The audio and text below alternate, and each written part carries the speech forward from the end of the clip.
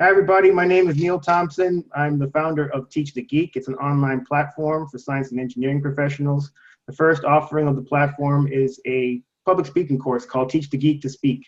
To learn more about it, you can go to teachthegeek.com. Again, that's teachthegeek.com. My guest today is Margot Wohl. She is a graduate student studying neuroscience, getting her PhD. She's also a podcast host of the Grad Scientist podcast.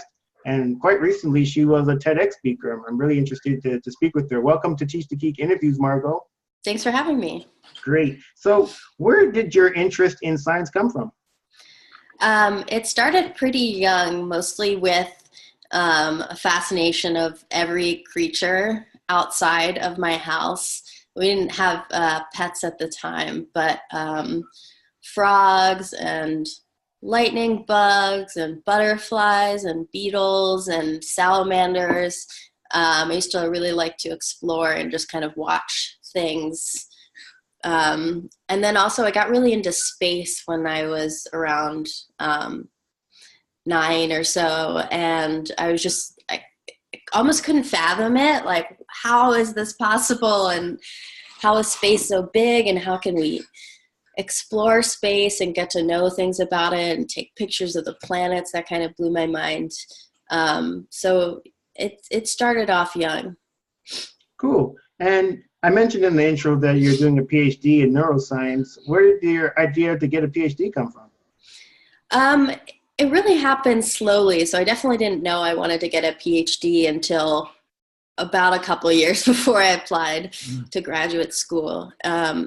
People didn't really tell me that was really a possibility. And I didn't know until I joined a lab after college. And I was kind of the first hire in a neuroscience lab at the University of Pennsylvania. And I started really getting into research then. And because I was the first hire there, I was tasked with a lot of responsibilities. So I had my own projects, and I was basically kind of like a bit of a graduate student already, had a lot of the same responsibilities.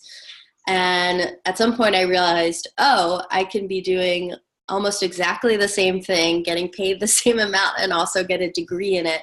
And that would give me the chance to explore different kinds of science. I'd also get more of an education in neuroscience. So yeah, it was an exciting prospect, the idea that I could explore science for a number of years and get paid to go to school. Did you go to so when you went to your PhD program, was it the same school that you did your undergrad in? And if not, was it coincidental that you chose a different school to do your PhD at? It wasn't coincidental. I did apply to the school where I went just because I really didn't want to leave where I was. I was really attached to the city I was in. But it's not recommended that you stay in the same place. Even it's actually kind of interesting. Even once you get a PhD, it's recommended that you go do a postdoc elsewhere. And then from there, it's recommended that you then get a faculty job elsewhere. And the idea is that you get a diversity of opinions and ideas and start conversing with different people.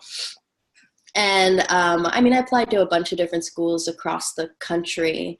And this was just really, UCSD was one of the best programs that I got into. And I figured now, I was from the East Coast, so I figured now was the time for me to live on the West Coast and get to see what that was like. Okay, cool. So I'm guessing you've been a PhD student for some time now. What do you like most about being a PhD student? I like the flexibility, the ability to kind of choose your own schedule, to choose your own path.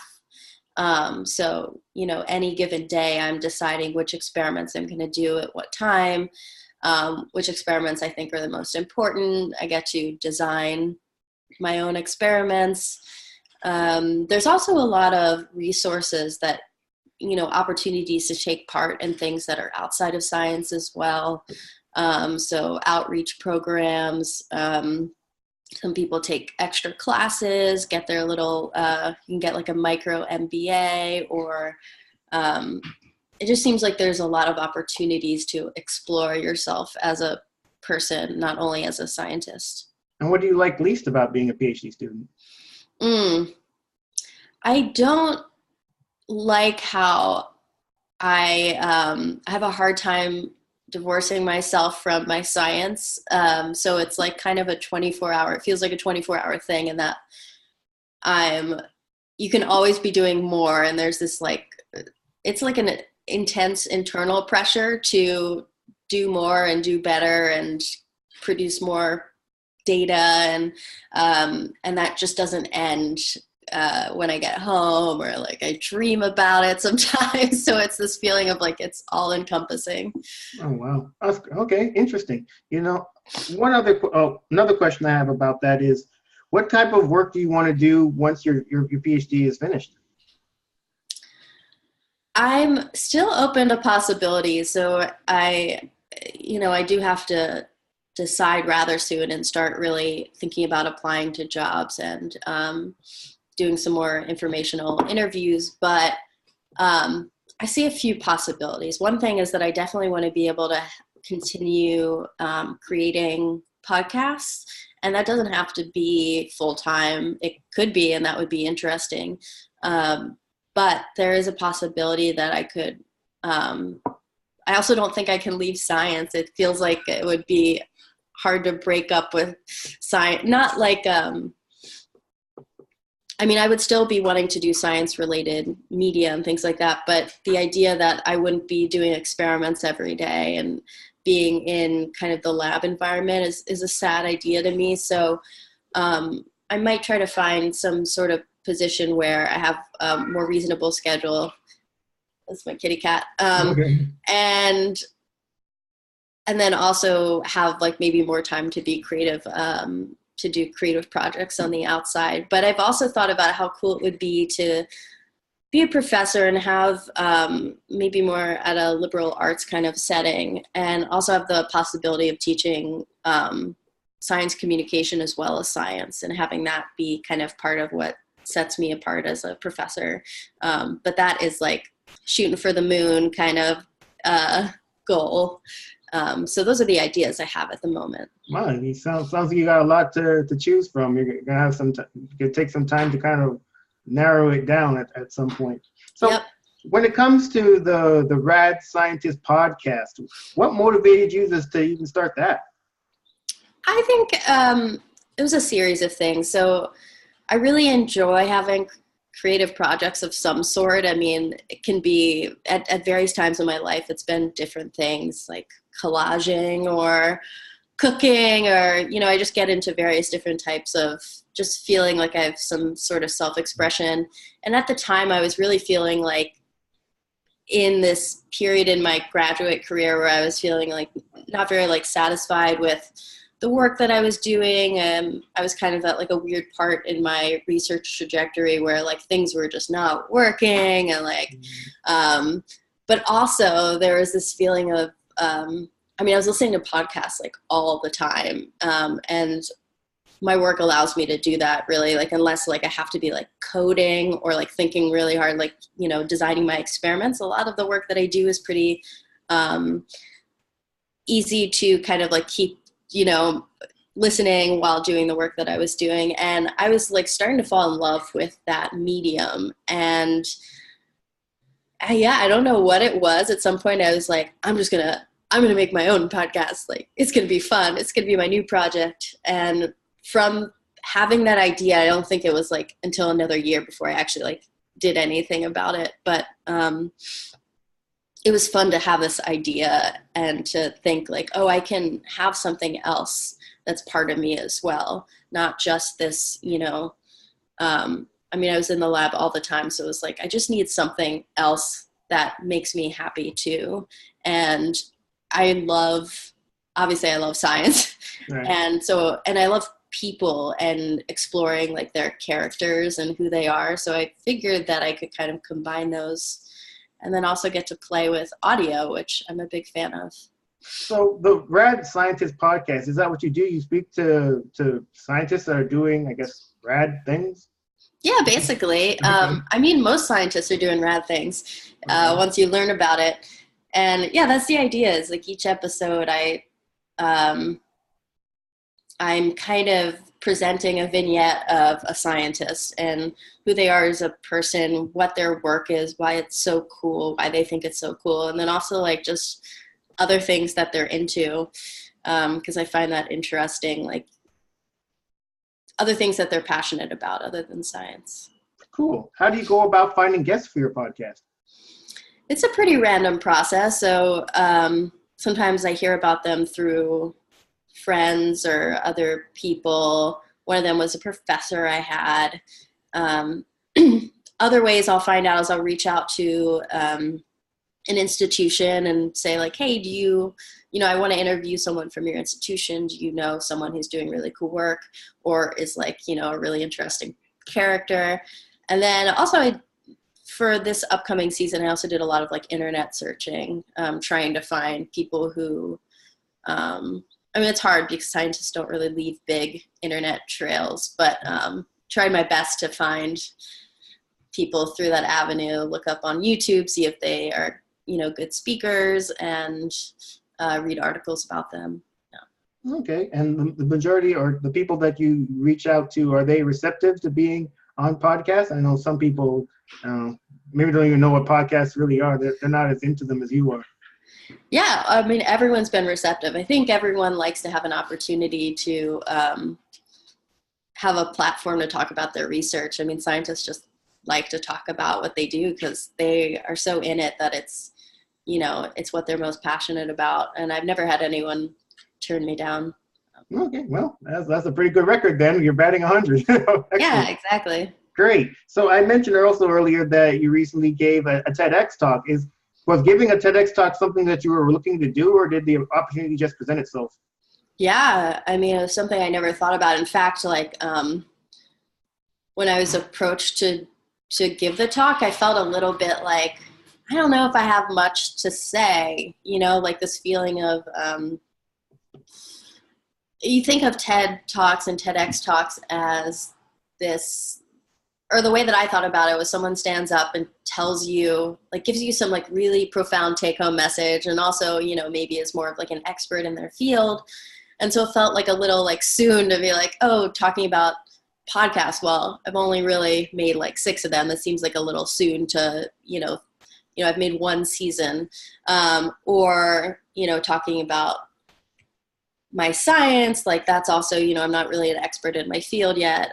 Hopefully I will be soon, but things like that where it felt like new and like a little scary, but then also it seemed like a fun opportunity. And the way that I ended up approaching it was like, okay, so I'm not like an expert in these fields yet. I'm not an expert in science communication, not an expert in podcast making. I'm not an expert in, science at the moment, but there was this feeling of like, well, I do like have my story. I'm an expert in my story, so that I can share that and like how it was important for me to find a creative outlet when,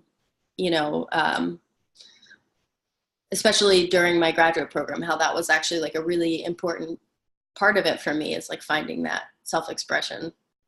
So when you agreed to then be a TEDx speaker, what was the process from the day you agreed to the day you actually gave your talk? Yeah, it was interesting. So I met with the head of TEDx San Diego. He was like my coach basically. And there's not like many, it's not a huge institution. So it's not like there's like tons of people. It's like him and one other person maybe, or like the coaches. And it's all volunteer based, which is really cool. There's some people just really passionate about making TEDx a thing in San Diego. But first we started out talking about the ideas. I actually met with him every week, maybe for 8 or 9 weeks. And first we were just kind of throwing out ideas. And then, at some point I wrote up a draft, and then we honed the draft together. And then the last few weeks, it was just practicing the talk first, reading the paper and then trying to put the paper away and start looking at it, pretending like I was speaking to an audience. And then we had a couple of dress rehearsals, and that was that. Wait, you said read the paper. So you actually had your entire speech written on paper? Oh, yeah, oh, definitely. Wow. Oh. And I try not to memorize it too heavily because I didn't want to seem as though like I was like trying to remember every word that I was doing. So in the end, I try to just remember like the beats of the story and make sure that I hit those beats. But yeah, it was all written out. So what was your TEDx talk about? It was about my journey into making podcasts, and how I kind of spun it as a story, and it really did feel like this way where I've always been a person who I always wanted to be like well-rounded. Like I wanted to be like somewhat good at a lot of things, but never like really great at any one thing. So I wanted to, play every sport, and I didn't care that like I got really good at any one sport. I thought it was really fun to just try a bunch of different things.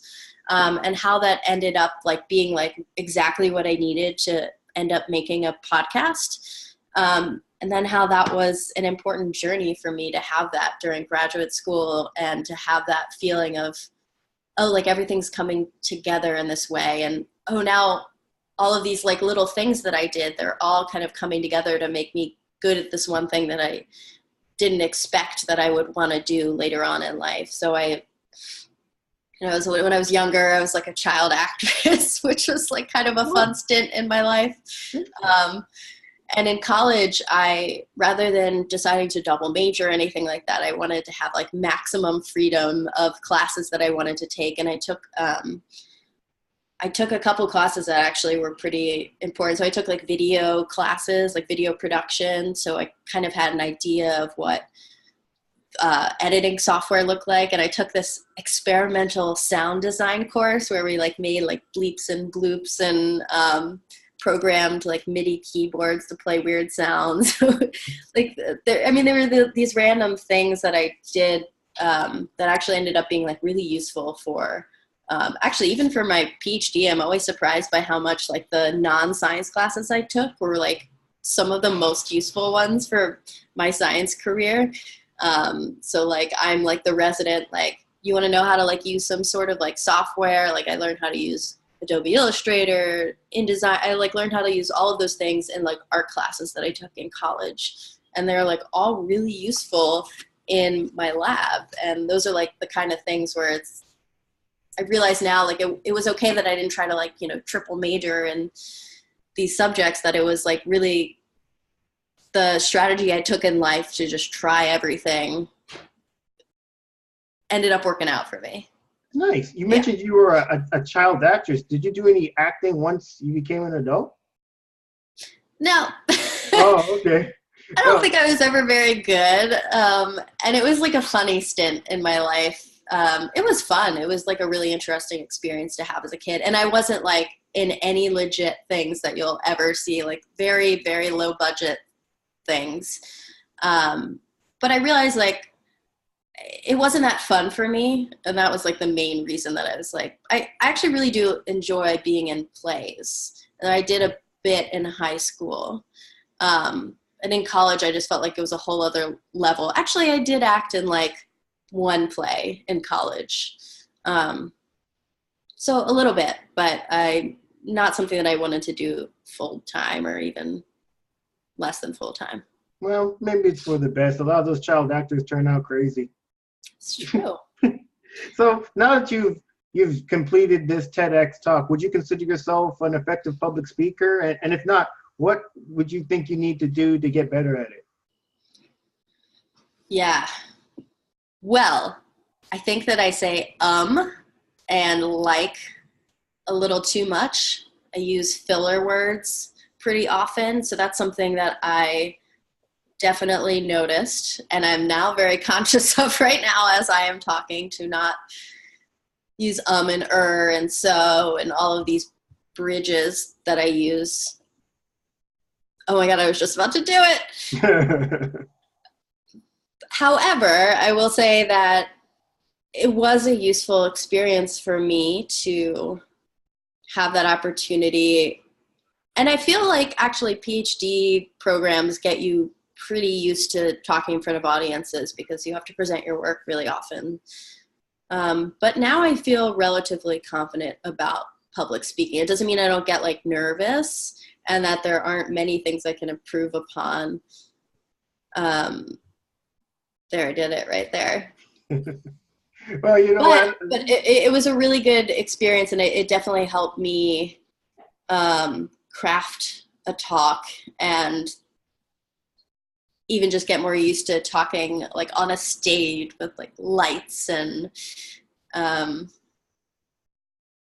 yeah, I have room for improvement though. Well, I'm sure, I mean, we all do. You mentioned, getting nervous before speaking. How do you deal with your nerves? I generally don't get nervous. I was surprised how nervous I got at TEDx, but I don't do much. I don't have much power over them, to be honest. They come when they come. I can't predict it. Actually, in graduate school, I find it interesting that I tend to get most nervous when I'm just talking with my peers. Like if I'm giving a talk in front of my peers, I'll almost be more nervous than if it's, professors and other people. So it's never really predictable, but all I can do is just like take some deep breaths and realize that it'll go away at some point. So usually by, maybe a few sentences, a few minutes into the talk, it'll start to fade a little bit more. And not to get too caught up in it. Like I used to be worried that people would know she's so nervous. So like, oh no, they can hear the shaking in my voice. But just to realize that, perhaps that not to focus on that too much because that'll just kind of prolong the nerves, basically. What are the most important tips you can offer somebody who wants to get better at public speaking? Practice. I think that's one of the most important things. And that practicing doesn't have to be in front of people at first. So just practicing in your car. That's what I did for TEDx a lot. It's like I have a commute. It's like 20 minutes long. And so I just turn off the radio and pretend that I was talking to people. And yeah, just start from this like imagination, like, oh, there's a crowd. And do that enough times until you feel as though you're ready to like actually have like maybe one or two people that you trust, listen to you talk. So I asked a couple of friends, hey, do you mind if I practice the talk in front of you? Just one or two people at first. So just kind of slowly building yourself up basically until there's a lot more people. Absolutely. Is there anything else you'd like others to know that we didn't cover about things that you're doing? Well, I'm working on the second season of my podcast right now, and hopefully it'll come out sometime in late January. So keep an eye out for that, and you can subscribe online wherever you get your podcasts. It's called Rad Scientist, so I'm excited for it. Excellent. So how can people get in touch with you, Margot? I'm on LinkedIn. I'm on Twitter at brains_n_bugs,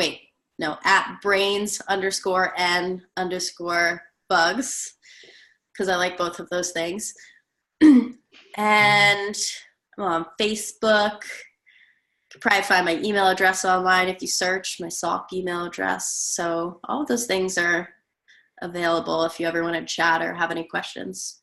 Excellent. Again, thank you so much for speaking with me, Margot. I really appreciate it. Just learning more about your journey in public speaking. Thanks, Neil. You got it. So everybody, my name again is Neil Thompson. I'm the founder of Teach the Geek. It's an online platform for science and engineering professionals. The first offering of the platform is a public speaking course, and it's called Teach the Geek to Speak. To learn more about it, you can go to teachthegeek.com. Again, that's teachthegeek.com. Until next time, take care.